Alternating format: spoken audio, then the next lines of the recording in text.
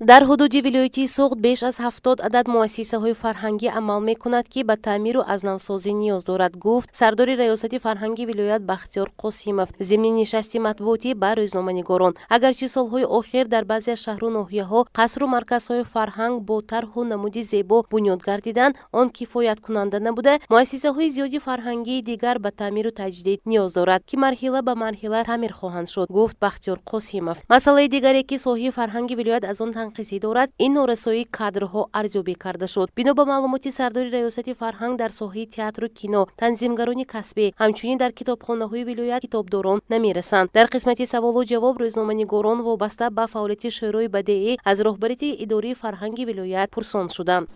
мутаассифона дар ҳақиқат солҳои охир ҳамин шӯро фаъолияташ хеле суст шуд.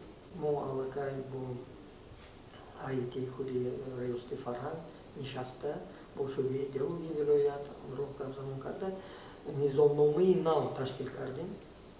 дар он ҷо фақат бахши гӯем ки шоирону оҳаннависон не, балки дар он ҷо бахши ҳам телевизион аст, дар он ҷо бахши ҳам ҳайкалтарошон ҳаст.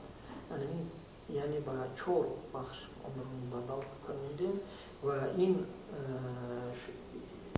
низомнома ҳоло дар мавриди баррасӣ аст. рӯзҳои наздик аллакай рӯзҳои наздик он тасдиқ мегардад ва албатта ҳама онче ки шумо гуфтед ба инобат гирифта шудагӣ аллакай иттифоқи нависандагон раиси раҳматҷони раҳматзод суҳбат доштем, бо раиси кумитаи телевизион ва радиои вилоят ҳам суҳбат кардем. намояндаҳо аз ҳамин ташкилотҳо ҳатман мешавад, аз ҳисоби композиторон намояндагон мешавад. мавзӯи дигаре ки дар нишаст ба он таваҷҷӯҳ карда шуд, ин эҷоди сурудҳои санъаткорони вилоят буд. қайд гардид ки мутаассифона имрӯз бархе аз сурудҳои ҳофизон ба талаботи фарҳанги забони давлатӣ ҷавобгӯ намуда, баръакс фарҳанги миллии тоҷикро коста менамояд.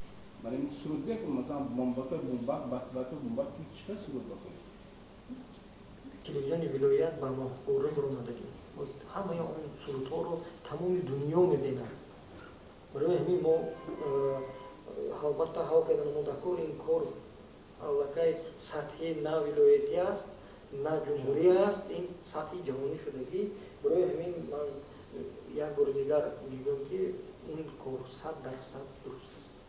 иродатон дуруст қабул ва он аллакай баррасӣ шуда истодааст. рӯзноманигорон ҳамчунин аз сардори раёсат дар мавриди таъмири муассисаҳои фарҳангӣ дар баъзе аз шаҳру ноҳияҳо ташкилу баргузории чорабиниҳои фарҳангӣ байни вилоятҳои ҳаммарзи кишварҳои ҳамсоя ва дигар мавзӯъҳо вобаста ба фаъолияти раёсати фарҳанг саволҳо намуда посухҳои мушаххас гирифтанд.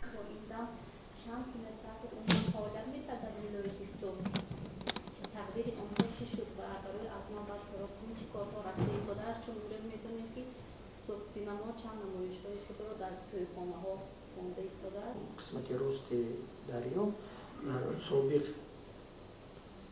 масҷиди нури ислом мо як кинотеатри дар ҳаҷми 80 нафар ташкил кардем.